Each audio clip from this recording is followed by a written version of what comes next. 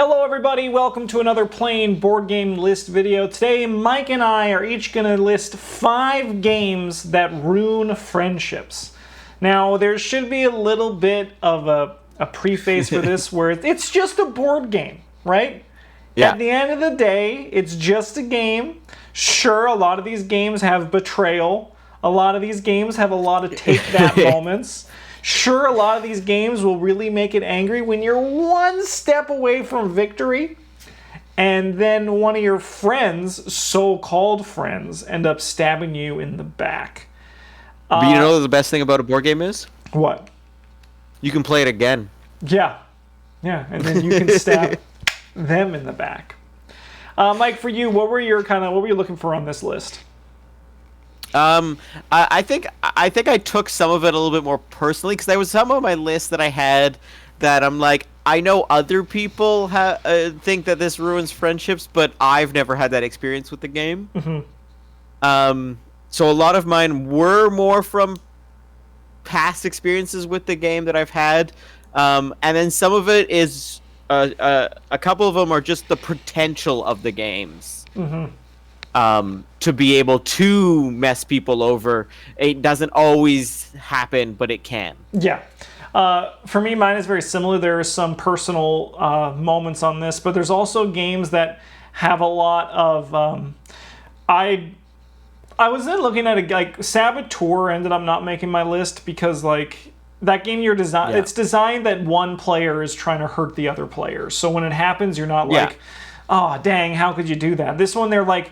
A lot of my games are competitive and solo games, mm-hmm. but have a lot of betrayal in them, potentially. Yeah. One thing as well, if you like this kind of content, why don't you smash that like button and subscribe to our channel if you are not subscribed yet. In addition, why don't you comment down below with games that ruin your friendships. In addition, other videos, other list videos you want to see, and other members from the PBG cast that you would love to see in these videos as well. Mike, why don't we dive right in with your number 5 for 5 games that ruin friendships. 5 games. Manhattan Project. I think it is definitely it's definitely the top one on my list that is you don't have to, mm-hmm.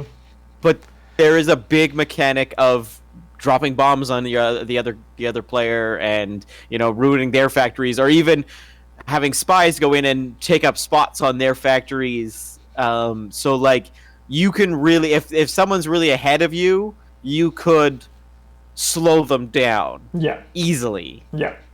And potentially, you know, ruin that friendship. Mike and I have played this game quite a bit, and when it comes to it, we very rarely have dropped bombs on each other. Very rarely. Like, I can't even... We've tried, though, because we wanted to see what the mechanic was. Yeah, I don't know how... I can't even recall the time where it happens, but it's got to have happened. We've played the game, like, almost 10 times, right? It is. I believe it's happened. It's been like, what? I wonder what happens if I do drop a bomb. Okay, read the rules. Oh, okay. So it's just it takes damage, and then you have to do stuff. Yeah. And then you do it, or I've done it to like just slow down a factory just a little bit. I know there's been moments when you have looked up the rules, and I desperately pleaded, and well, not pleaded. I tried to like do subterfuge and be like, it's not worth your time. I'll just heal it, and everything will be okay, and I'll be back again, no problem.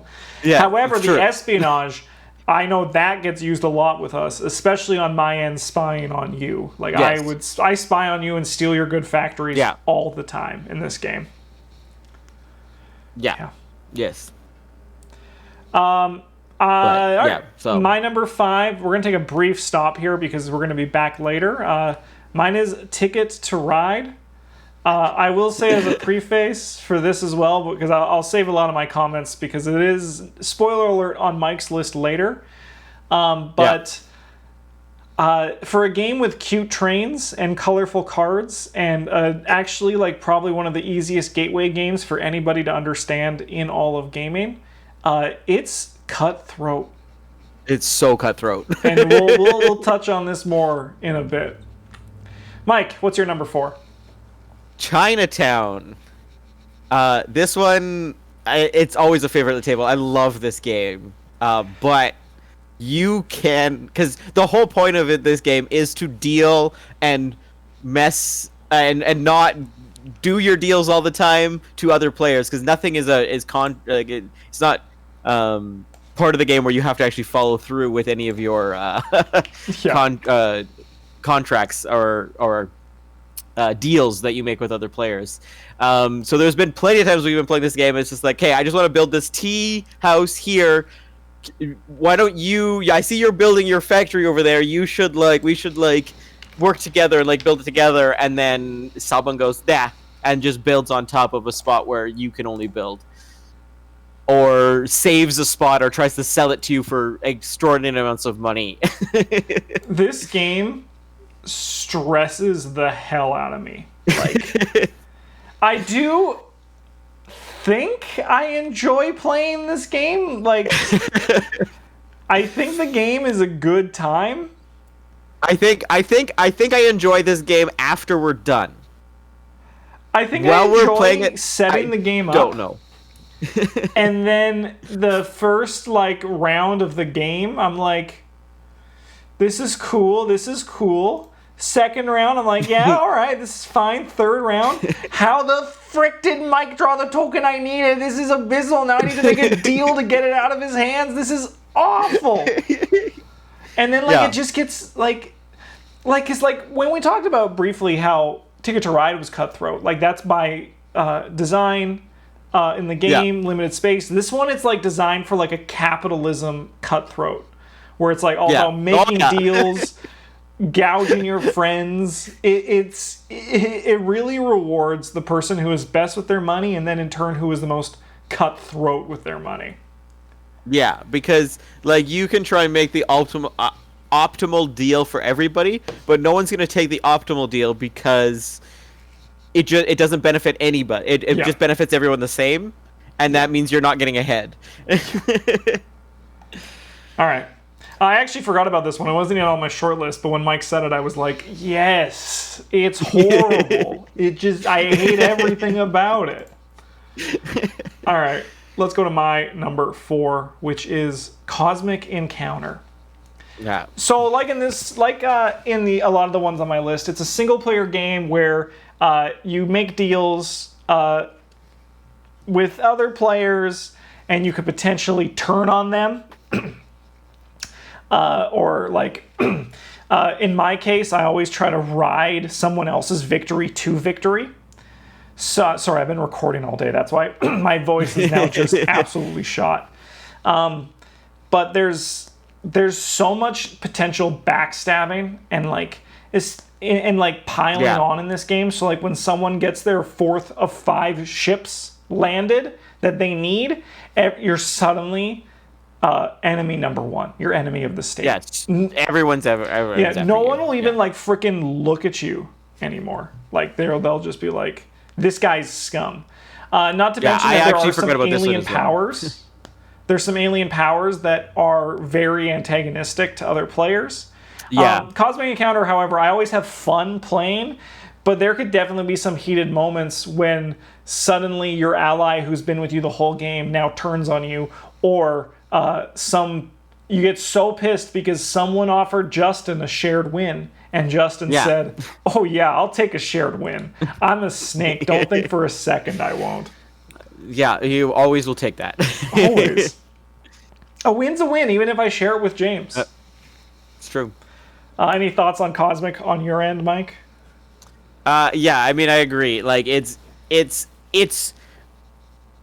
in the way it's kind of like Munchkin, is if when the person in first will get hit on, but not in the way of Munchkin is it's a much better designed game, and there's ways to work around that. Yeah, just the fact that players play not until players have the choice to target that none of the targeting is actually personal. However, when someone targets you once and then pushes again to attack you again, you're like, okay, why are you doing this to me? You're a jerk. Get out of here. Yeah.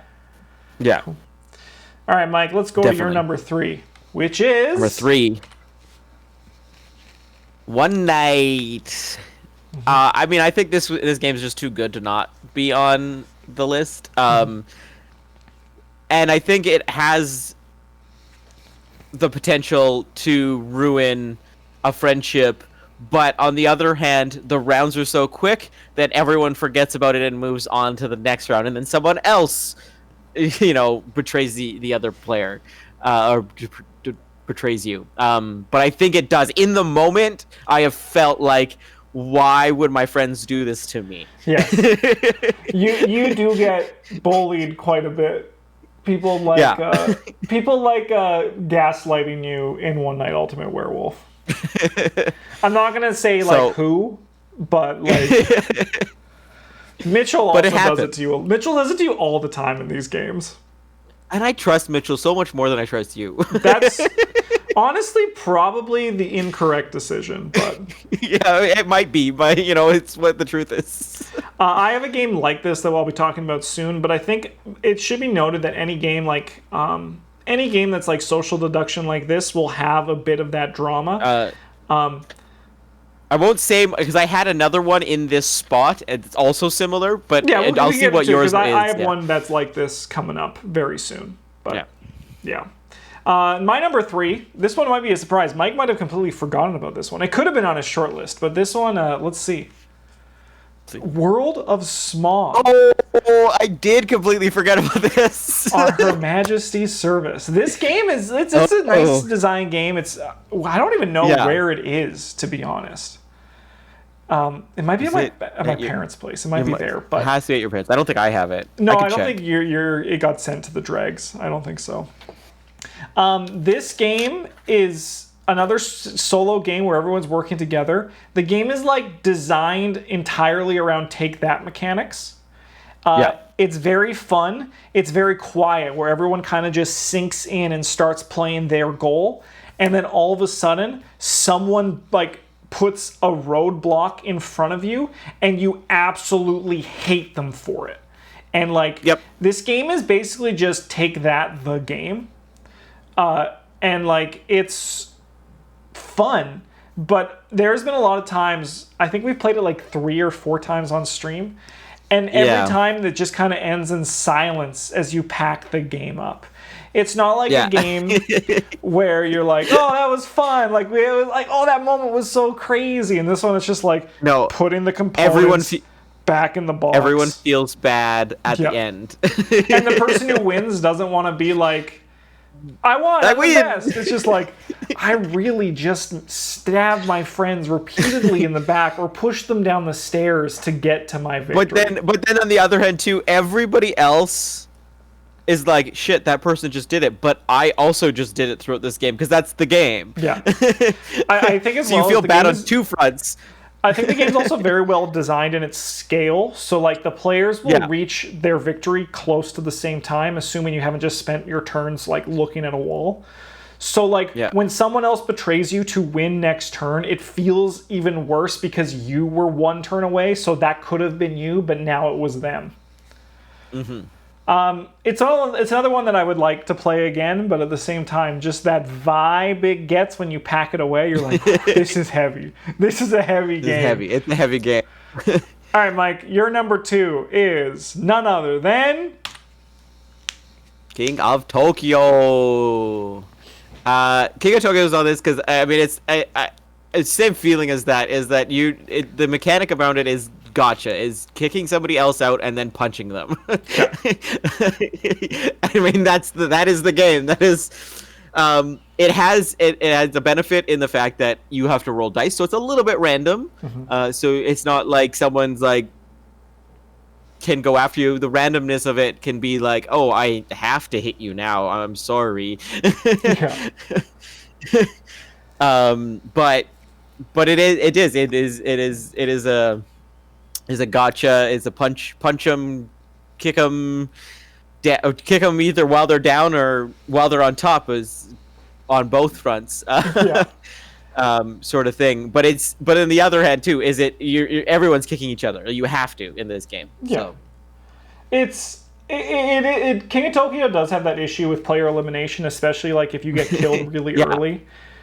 Sometimes you just are collateral damage and it feels bad, but sometimes people like specifically target you, and then you're kind of like each one of your turns, you're just kind of like getting punched, and you're just kind of like stewing and being like, these sons of a gun. The game is very popcorny, and the dice does make it easier, but then it sometimes it feels worse when the person beating you rolls that extra fist.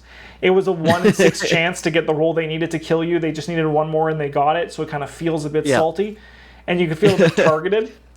And then there's also like the powers that steal powers, which is also pretty rough for your opponents. But I agree with you. Like, this game can cause those moments of like, for another like light, fun, colorful game, it brings the noise. Yeah. And I think it has that sort of thing that One Night has. It can be very short. I mean, I've had longer games of King of Tokyo, but it can be very, very short. Yeah. And it's over. You're done with it. You move on to another round of it or an entirely different game, and it's easy to forget about it. Yeah, definitely. After the fact. All right, my number 2 is Secret Hitler. This is kind of a note for all of these deduction-based games. One Night, Avalon, Resistance, right? Like I had all 3 of those on my list. Yeah, they're the short list. Yeah, I think they generally have the long-form games are worse for this kind of thing, so which makes them better for this list. Because like especially in like Resistance, Avalon, and Secret Hitler, you're spending like 30 to 45 minutes in a game that's all about lying. And, like, it can lead to yelling matches. It's only happened never on stream. I mean, with James, there's always a yelling match. Drunk. Oh, yeah, the drunk night, when people were fueled by alcohol on New Year's Eve. Drunk Wizard. No, Drunk Wizard and Avalon. When, James, early on. Avalon, yeah. But, like, I've heard stories where these games can lead to anger and yelling at the table. Oh, yeah. I have pretty much vowed to never play Secret Hitler again because of... Mitch and I have been friends for a very long time, since 2001. So that's 20 years this September we'd have known each other, which is crazy when you think about it. Crazy. But there was a time when I was Hitler, and I didn't renege any deals. I didn't do anything wrong. I was totally on the side of the law. And then Mitchell just figured it out it was me and convinced everyone else to kill me. And I was like, I lost this game without playing it. So if a game can do that and make me so frustrated, and I just wanted to look at Mitchell and be like, why are you doing this to me? Of course it wouldn't ruin my friendship. Like, when I say these games can ruin friendships, I don't expect them to. These are just games with high conflict. But 5 games with high conflict don't sound as exciting as a video as 5 games that ruin friendships. Yeah. But I would be happy if I never play Secret Hitler again, because I'm just so scorned by it. That's fair. Mike, let's go to your number 1, which, if you paid attention, folks, you'll probably know what it is. Ticket to Ride! This is my game where I've had the most conflict ever playing. And this is why it's my number 1. I didn't even hesitate. When we chose the category, this was the first thing on my list. This was the first thing I wrote down. I just didn't. I didn't even have to think about it. I have had the most conflicts in all players of this game, like in just a 2-player game and in a 4-player game. I've always had a conflict, mostly with Mitch, actually. Mitch is he's brutal in this game. Yeah, so I mean, and that's the fact, is that it's easy.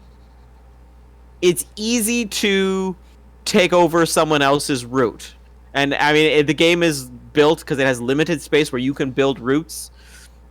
And if someone places a small train line or a train line in the middle of your long, and you're trying to connect them up, or in the middle of your thing, and you have to go like all the way around, or now suddenly there's no way to get around anymore, and you're now down a -40 card or something. Yeah. It's frustrating. It can be very frustrating because you had no control over it, and I think that's why. And the anger definitely can go straight towards the player that played it, even though if they didn't like sometimes they don't even know. Sometimes you don't even know that you've messed up. I've played things and someone turns around and they're claiming that route because they need it. Like, and you're just collateral damage, right? Yeah. But there has been things where like, well, I have nothing else I can do right now, but I could play this little 2-train over here and completely make you have to go around. Yeah. I've never seen, in games I've played, I've never seen someone like completely block a loot, but they've blocked a single route to make you go longer the way around. Yeah, right? they've definitely been a bit like they play it hard for people. The reason why this was on my list was specifically because there was a moment between Caitlin and Mitchell that she is still not forgiven him for. Never will. So that's why when I knew that when we were making this list, I was like, this has to be on it because there is still that anger about that moment. So like, it has to be here, right? Yeah, that moment's on stream or on video somewhere. Oh, yeah, I'm sure. Yeah, you can probably find in probably like 1 out of every 4 of our Ticket to Ride videos, you'll find someone get mad at someone else for claiming a route that they wanted. Yeah. All right, my number 1. Yeah. I was, if people who've noticed me kind of looking over here, it's because I was scrolling through our old videos. I don't think we've ever played this game on stream. If we have, it might have been once or twice. But whenever Mike and I talked about making this list, this was my easy number 1. Without question, this is the game that easily ruins friendships the most. And that is ALCATRAZ, the Scapegoat. So, in a lot of board games, when you play, there is one winner. Easy. In ALCATRAZ, there is one loser, and everyone else wins. The goal of ALCATRAZ is to escape ALCATRAZ. So in a 3-player game, 2 people escape and 1 person stays. In a 4-player game, 3 people leave and 1 person stays. This is why it's called the Scapegoat. You are looking for one player to lose the game while everyone else wins.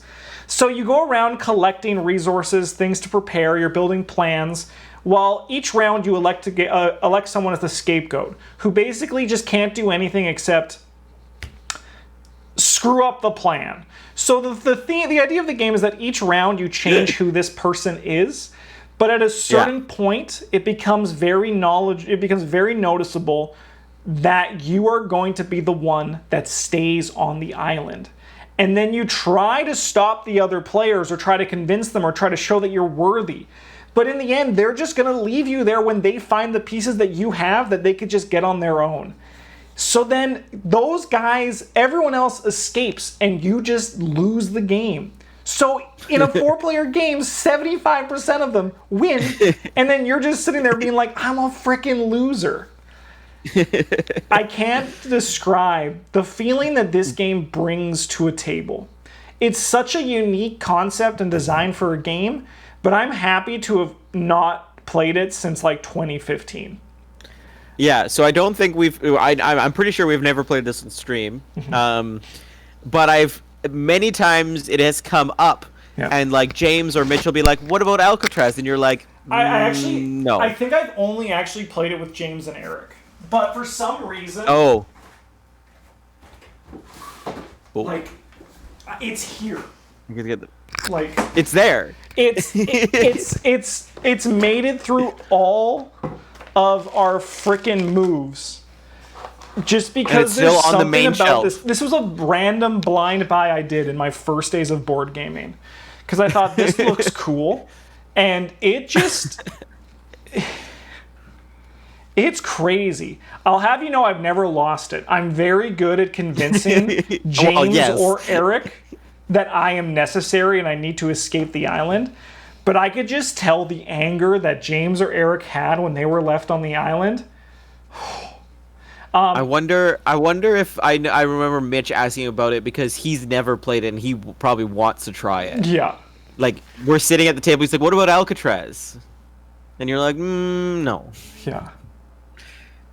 It's crazy, man. Like, it's such a unique game, but it's tough. I mean, there's only one other game I can think of that actually wasn't on my short list, but probably should have been. Would have been the Roach game, Cockroach Poker.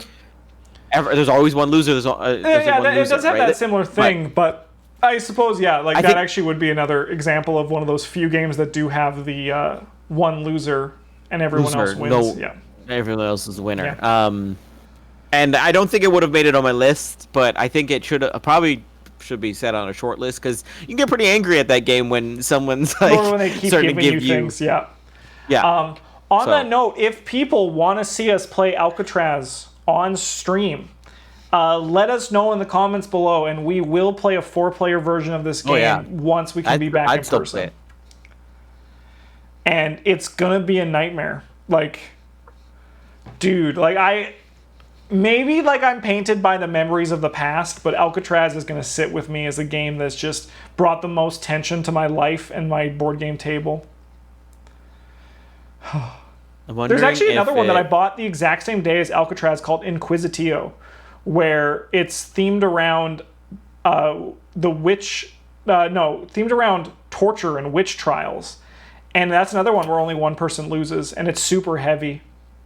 That was a weird day when I was just buying games back in like the early part before board game was like a widely like popular hobby, right? Like back when it was just like you play Settlers of Catan if you're just starting out and like that's it.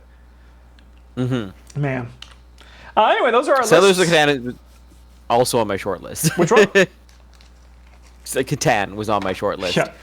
Yeah, there could be a lot of anger in that one. My favorite part of this